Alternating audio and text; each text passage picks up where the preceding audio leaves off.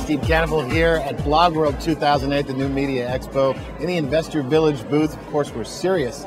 Investors Connect. We're fortunate to have snagged Howard Lindzon as he was walking by.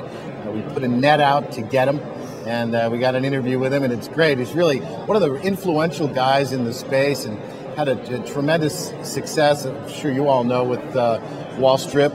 And WallStrip, of course, was a venture that Howard sold and was the originator and founder and developer and sold it. And now Howard's into all sorts of new stuff. And Howard, thanks so much for being with us today. Hey man, thanks. Nice running into you. Tell us about what you're doing now. First, tell us about what you're doing now. But I want to talk just about your experience at WallStrip. What I'm doing now, for the last 11 years, I've run a hedge fund, which is my idea. It's an opportunistic fund, and I get to dabble and explore many different financial instruments and industries. And in 2006, with video proliferating and my general aggravation with the way Wall Street was covered through CNBC and regular media, I had this idea to put together a 3-minute show about stocks and humor, trying to use humor. Sure. I'm a failed stand-up comic, and I'm not that great a trader, so I figured I could combine the two together. Maybe I could get some noise and make some noise. And I think our timing was good. We put together a great team with Lindsay Campbell, who became a really big blog star, and now she's doing commercials and other TV stuff. Yeah. And the team, and we diligently did a show a day for a year, and we got in the sites of TheStreet.com and CBS and the rest of the old world media and New World Media, and we were lucky to get an exit about a year after we started. Yeah, you guys did a great job there. It was really cutting edge, and I think that people kind of look to you in the industry now.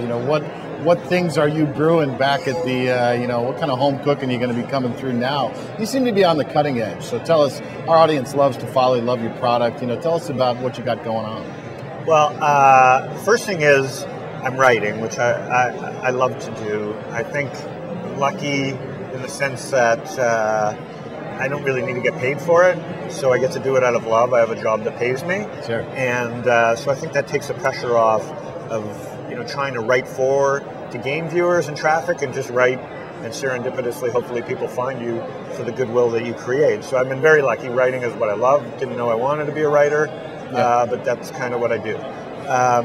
So in thinking through that, I use all the new tools. Been lucky enough to be introduced to some of the smartest venture capitalists and media people. Sure. And my newest idea is with a couple friends that I met through the blog, and we started a company called StockTwits. Right. And Twitter is a microblogging tool. A lot of financial bloggers use WordPress or Google Blogger or Typepad, and Tumblr now, but Twitter is 140 characters. Right. And we've figured out a way to stream public consciousness. So, in my world, I think news from wires, news from Street.com, news from Reuters, etc., is done.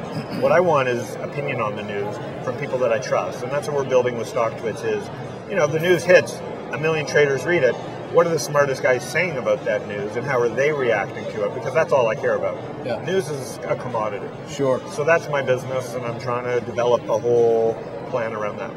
How's the experience been with CBS? You're a CBS employee now, right? I am a consultant. Uh-huh. And I'm kind of like the guy in Trading Places, Clarence Speaks. I think they write me my check and they don't know who I am. I see. But I try and stay out of their way. Yep. And if they ask me to do something, I do whatever they say. Sure. And it's worked out pretty well so far. Yeah. Well, you seem to be. You seem to have a nose for the. I have a big nose. The front portion of the wave, anyway. And really, I've truly enjoyed your stuff over the year. You guys were really creative. You did it on a a very tight budget, and I learned a lot from you. Myself. I'm a former market maker at the Chicago Board of Trade, Mercantile Exchange. I really got into media because of you, because of watching your strips. So it was an honor. It's an honor to interview you, and of course, I'll follow what you do, and it's great to have you here. Oh wow! Thanks so much. That was really cool.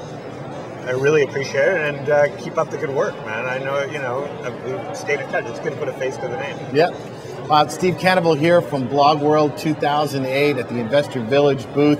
hanging out with Ralph, Kid, and Blue, and you were asking about where we can get a nickname. Maybe we'll work on that later. We got some time to spend in Vegas. We'll go sit down and tip a few back and figure out some nicknames for you. Steve Kanaval reporting from the BlogWorld here at the Las Vegas Convention Center on a nice Saturday afternoon. And Howard, thank you so much for being with us.